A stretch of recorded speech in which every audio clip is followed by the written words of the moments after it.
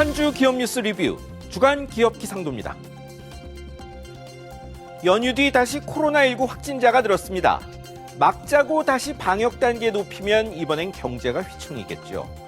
이번 주 시작되는 백신 접종으로 이 고민 훌훌 떨칠 수 있게 기대하며 기업 기상도 출발합니다. 먼저 쿠팡입니다. 미국 뉴욕 증시 상장 발표했죠. 예상 몸값이 최대 50조 원대입니다. 코로나 비대면 호황의 결과입니다. 작년 매출이 90%나 늘어 13조 원대였는데요. 매출이 3분의 1이던 재작년 1조대던 영업 적자도 그 절반으로 줄자 기회 살린 겁니다. 미국 상장 놓고 반기업 정책의 결과다. 아니다.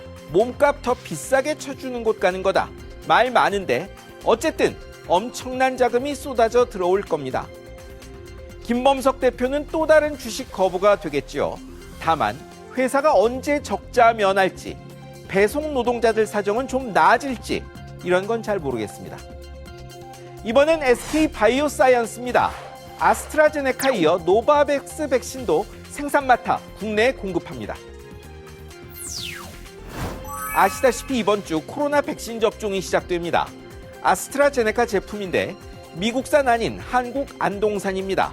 그런데 지난주 정부가 노바백스와도 2천만 명분 백신 공급 계약 맺었죠. 이것도 이 회사 안동 공장서 만듭니다. 회사로서나 나라로서나 국내 생산분 쓴다는 건 다행인 일입니다. 하지만 최기영 과기부 장관이 국회에서 올해 국산 백신 개발 보급 보장은 어렵다고 했습니다. 이 부분이 좀 안타깝습니다. 이제 흐린 기업입니다. 첫 흐린 기업 네이버입니다. SK발 성과급 갈등이 여기로도 번졌습니다.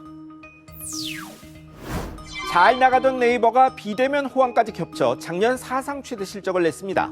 그런데 성과급이 기대에 못 미친 듯합니다. 그래서인지 노조가 산정기준 공개 요구 메일을 전 임직원에 보냈습니다. 회사는 전년도와 비슷한 수준이란 입장인데 왜 비슷한지 궁금하다는 거겠죠. 성과급만 갈등이 아닙니다. 회사가 업무 아닌 일에 회사 메일 썼다며 회수 요구에 이것까지 갈등이라는데요. 성과 좋으면 더 많이 기대하는 게 인지상정일 텐데 한성숙 사장님 어떻게 생각하세요? 다음은 오뚜기입니다. 라면값 올리려다 없던 일로 하기로 했습니다.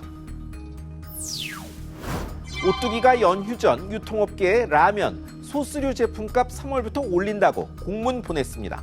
라면은 13년간 묶었는데 밀, 파묘값 올랐다는 이유였죠. 그런데 연휴 뒤 취소했습니다. 앞서 즉석밥도 올렸는데 여론이 악화하자 밀고 나가기 어려웠던 모양입니다. 외식 못하고 집콕한 덕에 작년 식품업계도 호황이었습니다. 세계가 마찬가지라 수출도 잘 됐죠. 이 회사 영업이익도 34%나 급증했던데요. 함영준 회장님, 그 정도면 경기 반등 때까지 미룰 만하지 않을까요? 이번엔 금호석유화학 보시죠. 가족 간 경영권 갈등 조짐이 일고 있습니다.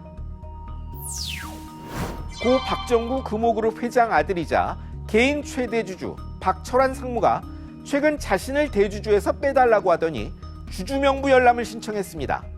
삼촌 박찬구 회장과 갈라서겠다는 겁니다. 경영진 교체도 요구했는데 외부 주주들과 연합해 이를 관철하겠다는 뜻으로 읽힙니다. 금호석유화학은 박삼구 회장의 금호와 형제 간 갈등으로 갈라진 회사인데 이번엔 삼촌과 조카 간 갈등까지 일어난 겁니다. 그룹 뿌리 금호도 위기인데 안팎의 바람이 너무 잦아 보입니다. 마지막은 하나금융입니다. 새 회장 선출 놓고 고심 거듭하는 중입니다. 3년 전 감독당국과 갈등 빚고 사면이만 카리스마 강한 김정태 현 회장. 그때 더 안 한다고 공언했죠. 그래서 함영주 부회장이 유력한가 싶더니 채용비리 재판에 펀드 불안전 판매로 중징계받아 힘듭니다. 갑자기 외부 인사들이는 전통도 아니죠. 이래서 그룹 초유의 김 회장 사연임설이 나옵니다. 3년 전도 큰 갈등 겪더니 김 회장 사연임 가능성에 국회에서도 지적이 나왔습니다. 사규상 회장은 70세까지인데 김 회장은 69세기도 하죠. 어떤 결론 나와도 눈길이 쏠릴 듯합니다.